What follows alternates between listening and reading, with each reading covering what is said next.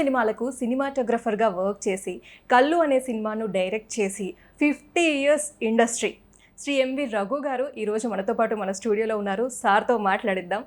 నమస్తే సార్. నమస్తే. ఎలా ఉన్నారు sir? Happy, young and energetic. Young and energetic. నేను మిమ్మల్ని చూసి ఇంకా ఎనర్జీ వచ్చేసింది సార్. నాకు I'm very happy. So Bhimavaram కదా సార్? ఎస్, నేను పుట్టింది వెస్ట్ గోదావరి, భీమవరం. అంటే మీ చైల్డ్హుడ్ అంతా కూడా అక్కడే గడిచింది? కాదండి, ఓన్లీ అక్కడ థర్డ్ వరకు చదివాను. థర్డ్ క్లాస్ అంటాం కదా, ఇప్పుడు స్టాండర్డ్ అనమాట, అప్పుడు లేదు కదా. థర్డ్లో భీమవరంలో 6కి ఎగ్జామ్స్ రాశాను. 6th క్లాస్కి పాస్ అయిపోయాను సార్. నాకు అర్థం కాలేదు సార్. థర్డ్లో ఉన్నప్పుడే 6th ఎగ్జామినేషన్ రాయించారు పేరెంట్స్ను, మా టీచరు. నేను కొంచెం ఐక్యూ కొంచెం బాగుందని పాస్ అయిపోయాను. So 3 to 5th 6th jump అయ్యాను నేను. ఆ 6th జంప్ అయ్యి గుంటూరుకి వచ్చాను. అప్పటికి ఓకే. నాన్నగారు రైల్వే ఉద్యోగి, టీటీ అంటారు కదా, ట్రావెల్ టికెట్ ఇన్స్పెక్టర్. టికెట్లు ఉన్నాయో చెక్ చేస్తారు అనమాట. సో ఆ ట్రైన్ మీద ఉండడం వల్ల దానికి వీల్స్ ఉంటాయి, ఒక చోట ఉండదు అది. అలాగే మేము కూడా ఒక చోట ఉందాం. నాన్నగారికి transfer to Guntur. High schooling అంతా గుంటూరే. Okay. Hindu college, high school. అంతకుముందు గుంటూరు. ఇవన్నీ చాలా చరిత్రలు ఉన్నాయనుకోండి. ఈ సినిమాటోగ్రఫీ సైడ్ మీ జర్నీ ఎలా మొదలైంది సార్? దీనికి ఎక్కడో పుట్టకుందండి. ఇదేంటంటే నాన్నగారు ఫోటోగ్రఫీ హ్యాబీ అండి. చిన్న కోడక్ బాక్స్ కెమెరా, చిన్నదనమాట. అప్పుడు 6 రూపీస్ కొన్నారంట.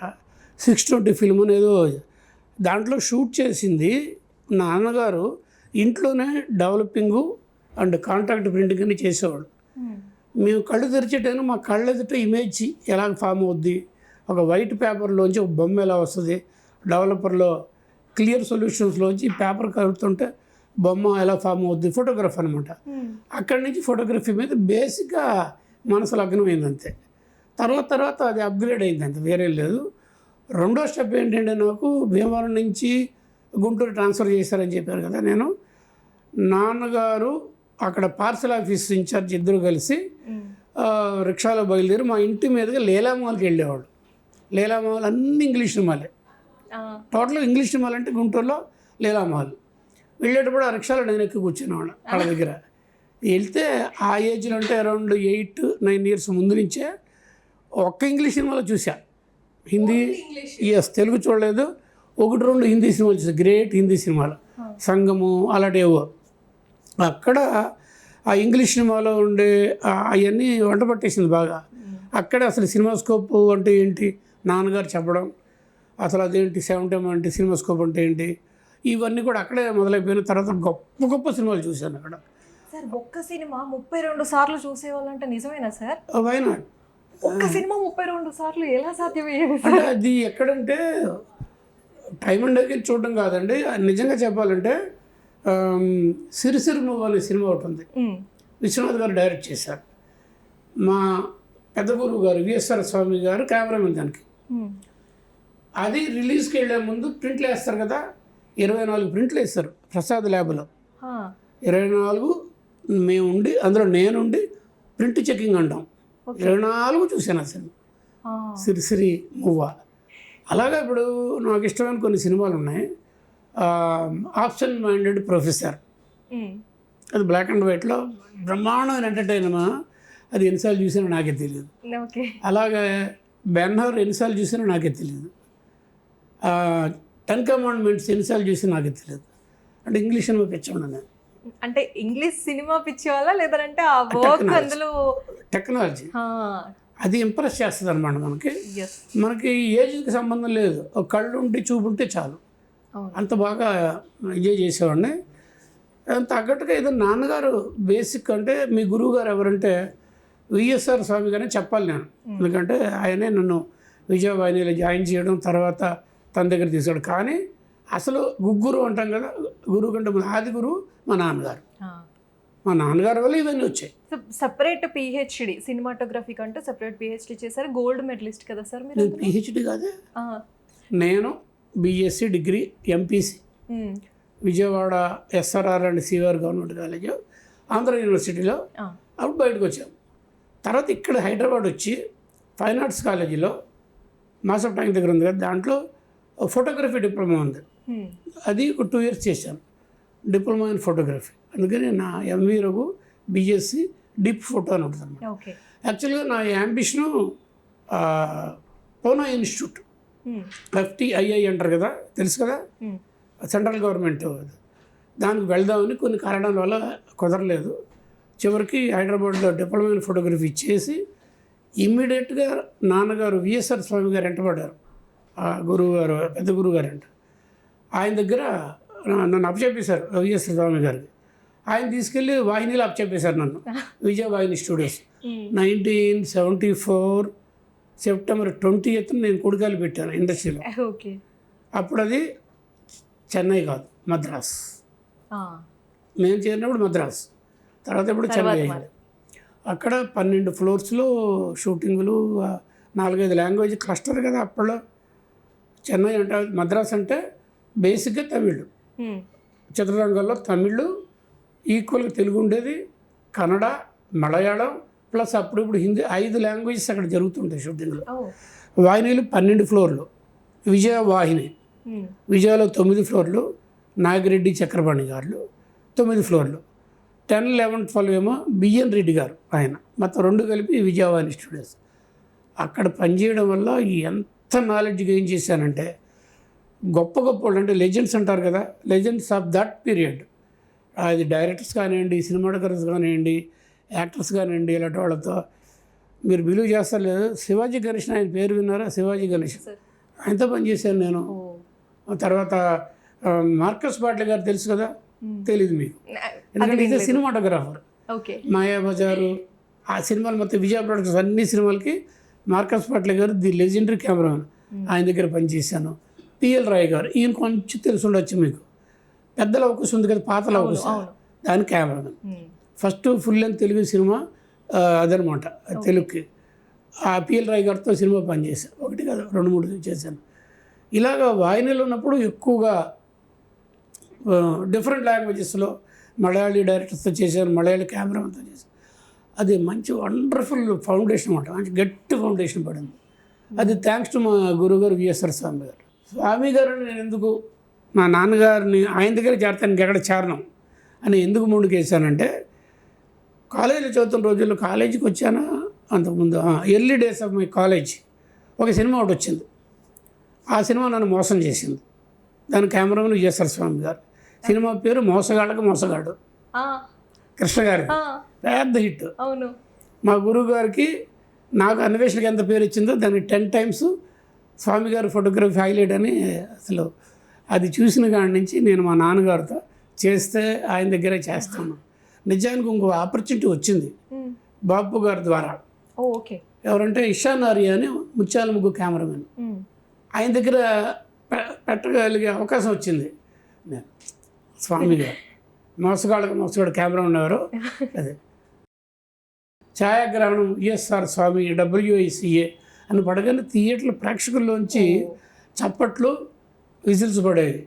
అలాగే నాకు పడాలని నేను నిర్ణయించుకున్నాను. అప్పట్లో ఆడియన్స్కి అంటే డైరెక్టర్లు, హీరోల వరకు మాత్రమే తెలిసిన రోజులు అవి. అవును సార్. అలాగే స్వామి గారు నాకు మెయిన్ గురువు. తర్వాత స్వామి గారి దగ్గర నుంచి ఎస్ గోపాల్ రెడ్డి గారిని, చాలా శివ సినిమాకి కెమెరామెన్, చాలా చేశారు. ఇప్పుడు ఆయన మహేష్ బాబుతో ఆ ఫిల్మ్ ఏంటితో వారణాసిలో ప్రొడ్యూసర్ కూడా ఆయన దగ్గరకు వచ్చాను. అలాగా డిఫరెంట్ పట్టుబట్టి సాధించారు సార్ మొత్తానికి మీరు. ఫస్ట్ అక్కడే ఆయన దగ్గరే చేరాలి అని చెప్పి. సో మీ ఫస్ట్ మూవీ మగమహారాజు అంటే అది ఫస్ట్ రిలీజ్ అయిన ఫిల్మ్ అండి. అంటే నాకు ఇంత ముందు ఇంకో సినిమా వచ్చింది, కె వాసు గారు అని డైరెక్టర్ గారు, చాలా ఫేమస్ ఆయన కూడా. వాళ్ళ నాన్నగారు ఇంకా ఫేమస్, ప్రత్యేకాత్మ గారు అని చెప్పి. వాళ్ళ అబ్బాయి ఈయన కూడా చాలా బాగా ఎడ్యుకేటెడ్. ఫ్యామిలీ అంతా ఫిల్మ్ పీపులే, డైరెక్టర్సే అలా. ఆయన నన్ను ఒక బ్రేక్ ఇచ్చారు, కొత్త దంపతులు అనే సినిమా. అదేంటంటే ఒక మేకప్ మ్యాన్, ఒక ఎడిటర్ కలిసి ప్రొడ్యూస్ చేస్తారు. అయితే అది ఫస్ట్ కాపీ వచ్చిన బిజినెస్కు ఆగింది. ఆ టైంలో నన్ను బాపిరెడ్డి గారు, బాపిరెడ్డి గారు మగమహారాజుకి నన్ను కెమెరామెన్గా, ఆయనేమో బేసిక్గా పెద్ద ప్రొడ్యూసర్, అప్పుడు సక్సెస్ఫుల్ ప్రొడ్యూసర్ బాపిరెడ్డి గారు. మగమహారాజు తను డైరెక్ట్ చేయడానికి నిర్ణయించుకొని నన్ను కెమెరామెన్ చేశారు. అది మా ఇద్దరు కాంబినేషన్లో వచ్చిన 14 సెంటర్స్ 100 డేస్ అనే సినిమా మగ మహారాజు. చిరంజీవి సూపర్ హిట్ సార్ అది. Super hit. Chiranjeevi cycle song ఇవన్నీ. ఆ సైకిల్ సాంగ్ నాకు మంచి పేరు వచ్చింది. ఎందుకంటే దానికోసం నేను ఒక ఎక్విప్మెంట్ రిగ్గును నేను డిజైన్ చేసి దాంట్లో కెమెరాని సైకిల్ మీద ఆకుండా తిరుగుతుంటాడు కదా. అవును. మరి కెమెరా కూడా దాని తగ్గట్టు కొన్ని షాట్లు పెట్టాలిగా. అవును. దాని తగ్గట్టుగా డిజైన్ చేసి కెమెరా ఎక్కడైనా ఎలాగైనా పెట్టుకోవచ్చు. అలా చేసి మంచి పేరు తెచ్చుకున్నా సాంగ్. అది ఆ విధంగా నాకు ఫస్ట్ రిలీజ్ అయిన సినిమా మగ మహారాజు. ప్రపంచం ఇలాంటి వాళ్ళంతా ఛాయాగ్రహణం ఎంవి గారిని చూసింది ఆ సినిమాలో. సార్ అప్పటికి ఇప్పటికీ అంటే ఈ టెక్నాలజీ ప్రకారం ఎలాంటి చేంజెస్ ఉన్నాయి సార్? చాలా మామూలుగా అడిగేశారు మీరు. అస్సలు ఎనార్మస్ చేంజ్ అనమాట. Abnormal change. ఒక అణువు పగిలితే ఎంతో వస్తుంది అంటారు కదా ఎనర్జీ, అంత చేంజ్ వచ్చింది. పర్టికులర్గా డిజిటల్ టెక్నాలజీ వచ్చిన తర్వాత అసలు మారిపోయింది ప్రపంచం టోటల్. సబ్జెక్టులు టెక్నాలజీ ఒకటే కాదు, స్టోరీ టెల్లింగే మారిపోయింది, ఎడిటింగ్ మారిపోయింది, సౌండ్ మారిపోయింది, ఫోటోగ్రఫీ మారిపోయింది, అన్నీ మారిపోయింది. ప్రేక్షకుల టేస్ట్ కూడా మారిపోయింది.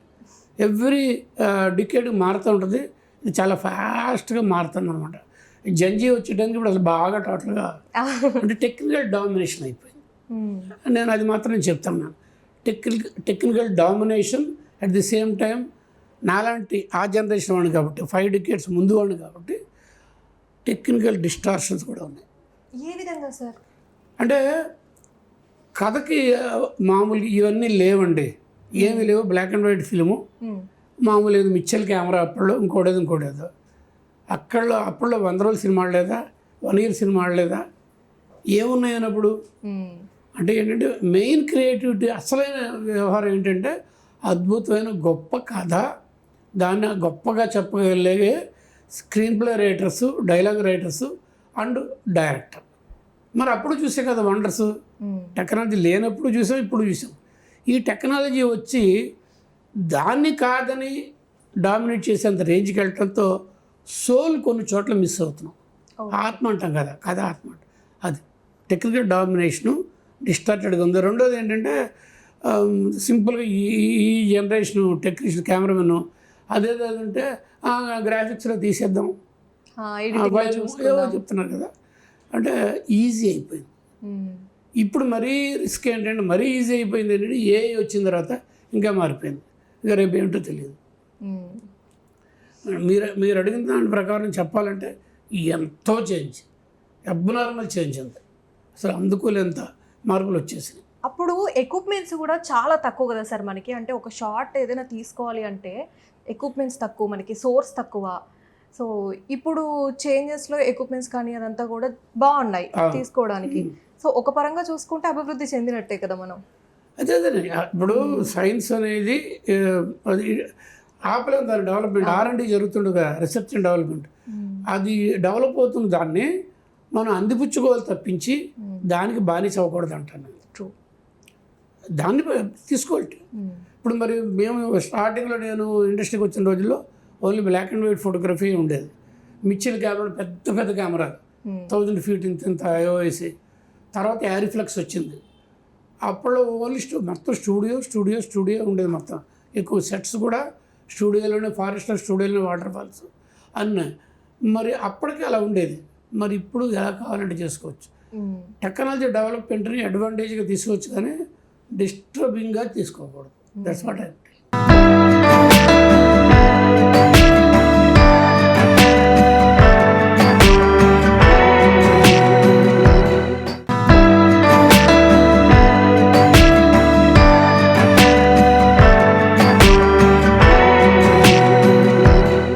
అంటే ఇప్పుడు టెక్నాలజీ టాపిక్ వచ్చింది కాబట్టి ఇది నా పర్సనల్ క్వశ్చన్ సార్, డౌట్ ఇది. ఇప్పుడు నేను అన్నట్టు ఎక్విప్మెంట్స్ వచ్చాయి కాబట్టి ఇప్పుడు ఈజీ అయిపోయింది షార్ట్స్ తీసుకోవడం అనేది. మీరు అన్వేషణ సినిమాలో మీ సినిమాటోగ్రఫీ తోటి భయపెట్టారు. అప్పుడు అంటే అడవిలో ఉన్న సీన్స్ ఏదైనా సార్ వాళ్ళని ఫాలో అవుతూ ఉంటాయి చాలా మటుకు సీన్స్. అప్పుడు ఎలా సాధ్యమైంది సార్ మీకు కెమెరా? అదే చాలా చోట్ల చెప్పిన బట్టి ఇంకో సుత్తేస్తాను. అప్పట్లో మేము టెక్నాలజీ మీద స్వారీ చేసేవాళ్ళం. టెక్నాలజీ మీద మేము స్వారీ చేసేవాళ్ళం. ఇప్పుడు టెక్నాలజీ మా మీద ఎక్కేసి మమ్మల్ని స్వారీ చేసేవాళ్ళం. సో ఒకటి ఏంటంటే ఒక క్రియేటివ్ మైండ్ ఉండాలి, కానీ ఉంటే ఎక్విప్మెంట్ ఉన్నా లేకపోయినా ఇవ్వాల్సిన తలుచుకుంటూ ఇచ్చే ఏదోటి when there is a will there is a way అన్నట్టుగా. మరి అప్పుడు గింబల్ లేదు, స్టడీ క్యామ్ లేదు. ఇది అన్వేషణ రోజుల్లో స్టడీ క్యామ్ వస్తుంది ఇండియాకి, అదే ఫారెన్ నుంచి, బట్ ఎఫర్ట్ చేయలేదు మా బడ్జెట్. రెండవది అసలు గింబల్ అనేది లేనే లేదు. అప్పుడు మరి ఆ సబ్జెక్టు క్రైమ్ థ్రిల్లర్లో జనరల్గా బేసిక్గా మామూలు స్టోరీ టెల్లింగ్లోనేమో స్టడీ షాట్లు, స్టాటిక్గా చిన్న చిన్న ప్యానింగ్లు. బట్ వేరే క్రైమ్లో ఏంటంటే ఎప్పుడు కెమెరా మూమెంటు, ఆడ్ యాంగిల్స్, ఇది ఇన్ఎవిటబుల్గా కావాలి. క్రైమ్ అనగానే టేకింగ్ మారిపోద్ది, లెన్సింగ్ మారిపోద్ది, లైటింగ్ మారిపోద్ది. దాంతో అప్పుడుకున్న దాంట్లో నేను నా ఇదంతా ఉపయోగించి, ఎందుకంటే నేను డిప్లొమా ఇన్ ఫోటోగ్రఫీ చేశాను, తర్వాత వాయినీలో ఉన్నప్పుడు గొప్ప వాళ్ళతో పనిచేశాను, వాళ్ళ లైటింగ్లు చూశాను. తర్వాత నేను చెప్పాను కదా, గుంటూరు లీలా మాల్లో చూసిన గొప్ప ఆల్ఫ్రెడ్ హిచ్కాక్ సినిమాలు, ఆ సినిమాలు ఈ సినిమా చూసి నాకంటూ నేను చేస్తే ఇలా చేస్తానని ఒక రకమైన ఇన్నోవేటివ్ థాట్స్తో ఉన్నాను అనమాట. అప్పుడు చేత్తోనే కెమెరా పట్టుకొని, కాకపోతే కొంచెం చిన్న కెమెరా, మిచ్చల్ 1000 feet కెమెరా, పెద్దది మొయ్యలేం, ఇది యారిఫ్లెక్స్. బట్ ఈవెన్ దెన్ నేను మామూలుగా మీరు ఎవరైనా పట్టుకుంటే ఇలా వెళ్ళిపోద్ది కెమెరా, ఇలా పట్టుకుని ఐఫోన్ పట్టుకుంటేనే వెళ్ళిపోతుంది సార్. ఇలా నేను ఆ రోజుల్లో కెమెరాలో పట్టుకుంటే అస్సలు బెస్ట్గా అనమాట, అన్నిటికీ స్పిరిట్ లెవెల్ అలా పట్టుకొని కావాల్సిన చోట ఇదే ఇవన్నీ కూడా షాక్ అబ్జార్బ్స్ అనుకుంటూ, ఇదే గింబల్, ఇదే స్టడీ క్యామ్ అనుకుంటూ నేను కెమెరాలు చేయగలిగిన ప్రాక్టీస్ వల్ల వచ్చిందో, లేకపోతే కమాండ్ మేము వంశీ నేను కలిసి ఒక గొప్ప ఇది సృష్టిస్తాము అని చెప్పి క్రియేట్ చేయబోతున్నాం అని ఒక రకమైన తపన అది ఉంటుంది కదా, అది ఎనర్జీ ఇస్తుంది, ఆక్సిజన్ ఇస్తుంది. ఏమి అసలు ఆ మధ్యలోంచి వెళ్ళిపోతుండే, చెట్ల మధ్యలోంచి గుచ్చుకుందా, ఏముందా షార్ట్ అయిన తర్వాత చూసుకొని గీతలు పట్టి చూసుకోవడం అంతే. అలా చేశాను ఆ సినిమా, వండర్ఫుల్ అనమాట. అంటే దానికి కూడా నేను వంశీ నేను కలిసే ఆలోచించేవాళ్ళం. ఒకటి రెండు ఇంగ్లీష్ సినిమాలు రెఫరెన్స్ ఉన్నాయి. ఓకే, నేను పర్టికులర్గా ఒక సినిమా ఒకటి ఉందండి, క్యాట్ ఓ 9 tails. దాని సామెత ఇంగ్లీష్ సామెత, మనకేంటి ఏదో లాగితే డొంకంత గదిలింది అంటాం కదా, క్యాట్ ఓ 9 tails. అలాగే క్యాట్ ఓ 9 tails ఒక 4 యూరోపియన్ కంట్రీస్ కలిసి సినిమా డైరెక్ట్ చేశారు, ప్రొడ్యూస్ చేశారు. డైరెక్టర్ పేరు కూడా గుర్తులేదు. అందులో థీమ్ మ్యూజిక్ ఉంటుంది. ఆ థీమ్ మ్యూజిక్ కొంచెం చిల్లింగ్గా ఉంటుంది. ఆ టైంలో కెమెరా కూడా జింగ్ జింగ్ జింగ్ జింగ్ జింగ్ హ్యాండ్ హెల్డ్ షాట్లు కావాలి. అదేంటంటే సినిమాలో మర్డర్ చేసేది ఎవరూ తెలియదు. ఆ థీమ్ అక్కడికి వచ్చేటానికి మ్యూజిక్తో పాటు కెమెరా వెళ్తుంటే ప్రేక్షకుడు రెడీ అయిపోతాడు, చిల్లుగా చూస్తున్నాడు ఏం జరుగుతుందని, మర్డర్ జరిగిపోతుంది. అది నాకు వంశీకి బాగా ఇష్టపడి దాన్ని పట్టుకొని మేము అన్వేషణలో అడాప్ట్ చేసాం.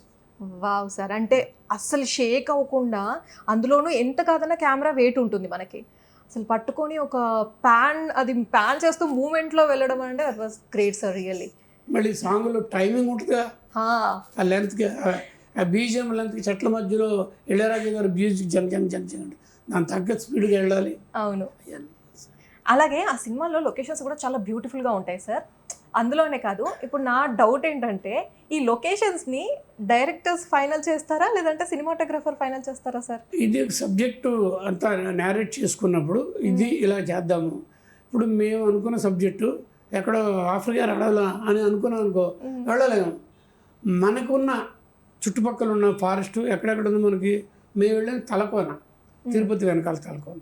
అలాగే ఇంకో చోట ఈ మధ్య రాజమండ్రి రాత్రి ఒకటి ఉంది కదా, అక్కడికి వెళ్తున్నాడు. సబ్జెక్ట్ అనుకున్నప్పుడే లొకేషన్ గురించి ఆలోచనలు వస్తాయి. నేను ఆల్రెడీ కానీ అంతకుముందు సినిమాల్లో కానీ చేసేస్తుంటే అది నేను చెప్తాను, నేను అక్కడ వర్క్ చేశాను, అది డైరెక్టర్ చేసి ఉండొచ్చు, లేకపోతే ఆర్ట్ డైరెక్టర్ చేసి ఉండొచ్చు, లేకపోతే ఎవరైనా చేసి ఉండొచ్చు. అది ఓహో వెరీ గుడ్, ఈ సబ్జెక్ట్కి అది కరెక్ట్గా ఉంటుంది అని చెప్పి అనుకొని అక్కడికి వెళ్ళి ఆ లొకేషన్ స్కౌటింగ్ చేస్తామండి. కంపల్సరీగా వెళ్ళాల్సిందే. వెళ్ళి అక్కడికి వెళ్ళినప్పుడు అక్కడ ఫెసిలిటీస్ ఏంటి, ఎన్ని గంటలకు లైట్ వస్తుంది, బ్యాక్ లైట్ ఎటు, ఫ్రంట్ లైట్ ఎటు, సన్ రైజ్ ఎక్కడ అవుద్ది, ఇవన్నీ చూసుకొని దాని తగ్గట్టుగా లొకేషన్ సెలెక్ట్ చేసుకుంటాం. సార్ మరి నాకు ఎప్పటి నుంచో పర్సనల్గా డౌట్ సార్, నేను మాయాబజార్ సినిమా చూసినప్పుడు అందులో మన సాంగ్లు మీకు తెలుసు కదా, లడ్డూలు తినేసే సాంగ్ కానీ లోపలికి వివాహ భోజనములు అన్నీ వాటంతట అవే వెళ్ళిపోతూ ఉంటాయి. అప్పుడు అసలు టెక్నాలజీ లేదు సార్. ఆ టైంలో అది ఎలా సాధ్యం సార్? ఎలా తీస్తారు? టెక్నాలజీ లేదని ఎందుకన్నారు? అప్పుడున్న టెక్నాలజీతో. ఎస్, నా తప్ప. మార్కస్ బాట్లే గారు అప్పుడున్న టెక్నాలజీలో ఎంత గొప్పగా ఎన్ని ప్రయోగాలు చేయించినది మా నిష్ణాతుడు ఆయన, ఆంగ్లో ఇండియన్ ఆయన. అయ్యో చాలా గొప్ప మైండ్ సెట్ అన్నమాట. ఇప్పుడు మీరు పైనుంచి కిందకు ఒక వస్తువు వేసామనుకోండి, ఏమవుద్ది? మామూలుగా ఫోటోగ్రాఫ్ చేసాము, పైనుంచి కిందకు లడ్డు కింద పడింది. నేను దాని కెమెరా రివర్స్లో రన్ చేసాను అనుకోండి, ఈ లడ్డు పైకి వెళ్తుంది కదా, అదే లోపలికి వెళ్ళడం బయటకు రావడం.